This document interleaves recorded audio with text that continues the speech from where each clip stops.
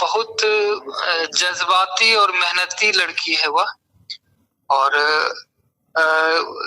वह लड़की अपने उद्देश्य में जितना सफल हो रही है, तो वह सबके लिए गर्व का विषय है। परिवार के लिए भी है, समाज के लिए भी है, राज्य और देश के लिए भी गर्व करने का विषय है वो। और हमको लगता है कि आने वाले समय में वो इससे भी ज्यादा उपलब्धियां हासिल करेंगे। जय हिंद साथियों, नमस्कार। मैं हूं मनोहर प्रताप और आप देख रहे हैं SNP न्यूज। इस वक्त हमारे साथ मौजूद है जमुई के माउंटेन गर्ल अनीसा दुबे। इनसे शिक्षा पे कुछ बात करेंगे और जानेंगे कि इनका पढ़ाई क्या हो रहा है और आजकल क्या चल रहा है।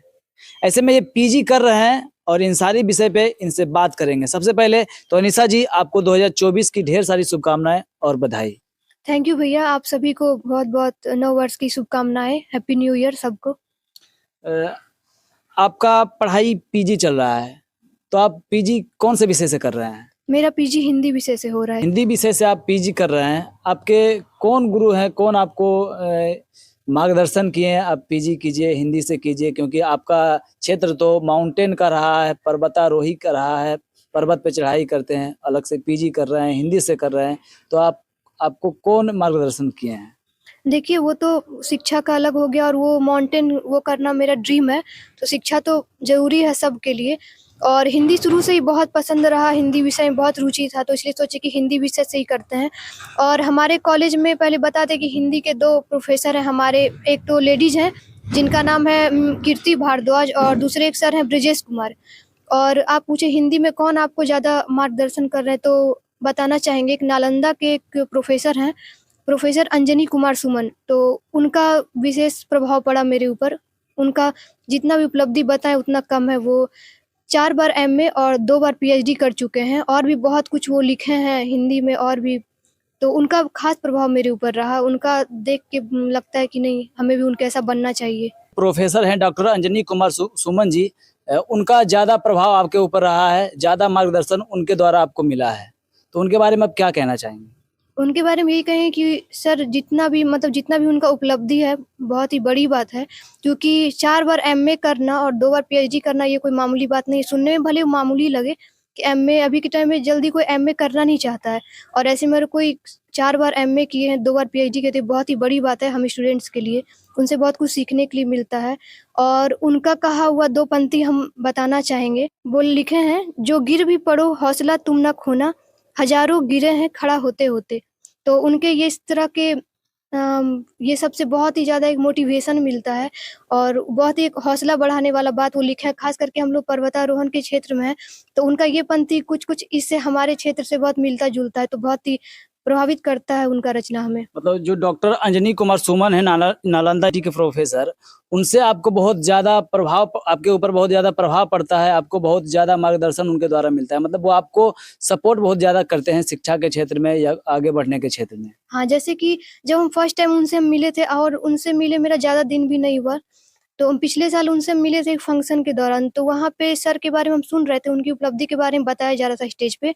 तो हम सोचे थे कि सर से हम जुड़ेंगे और हमको मतलब कि एक डर रहता है ना कि इतने हाई एजुकेटेड प्रोफेसर हैं, तो वो हमसे मतलब कैसा ट्रीट करेंगे। लेकिन जब हम सर से बात किए ना, तो हमको बिल्कुल भी फ़ील नहीं हुआ कि एक शिक्षक की तरह हम उनसे मिल रहे हैं। मतलब वो एक गार्जियन की तरह आपको ट्रीट करते हैं, हर विद्यार्थी को पूरा मतलब वो कोशिश करते हैं कि जहाँ तक हो सके वो सहयोग करते हैं।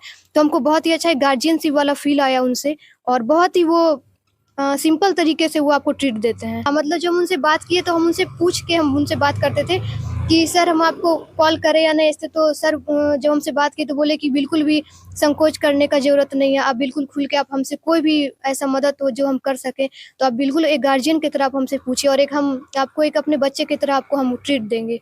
सर से आप कितना दिन पहले मिले हैं? अभी 1 साल नहीं हुआ, हमको लगता है 6 या 7 मंथ हुआ होगा।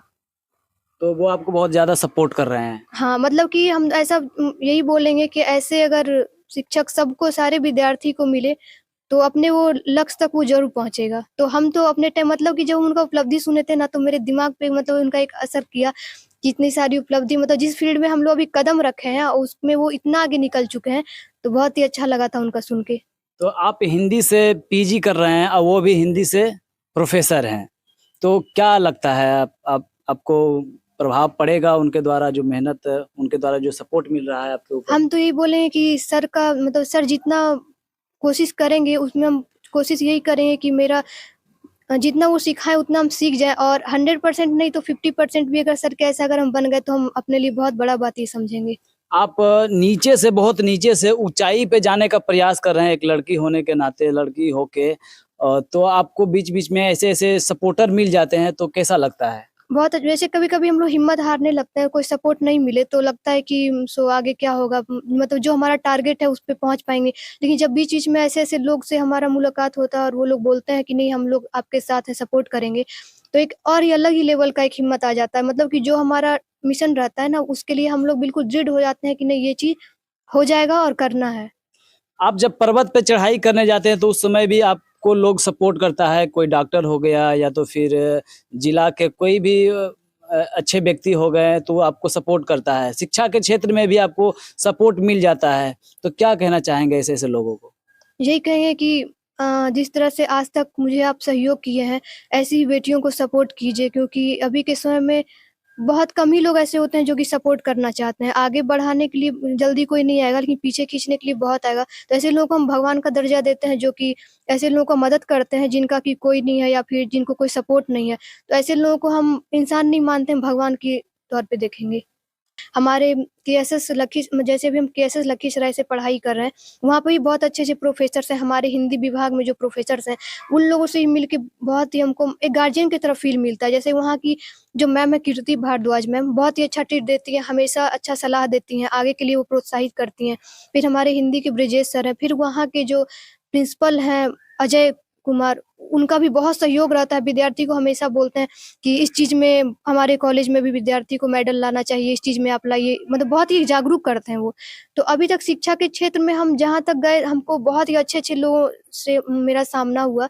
जितने भी हम सोचे नहीं थे उससे कहीं अच्छे-अच्छे शिक्षक हमको मिले, और अगर ऐसे शिक्षक के बावजूद भी अगर कोई विद्यार्थी नहीं कुछ कर पाता है तो उसके लिए बहुत ही अनलकी है ये। तो 6-7 महीना में आपसे प्रोफ़ेसर साहब से किस प्रकार का मोटिवेट मिला है? कैसा-कैसा, और उनके बारे में क्या कहना चाहेंगे? जैसे इस फ़ील्ड में हम अभी आए तो हमको इसका कुछ नॉलेज नहीं था कि आगे कैसे क्या करना है, तो वो बताते रहते हैं कि ये क्या गलत है, क्या सही है। क्योंकि अगर आप किसी भी टारगेट तक पहुँचना चाहते हैं तो उसके लिए सबसे ज़्यादा ज़रूरी एक सही गाइडेंस मिलना।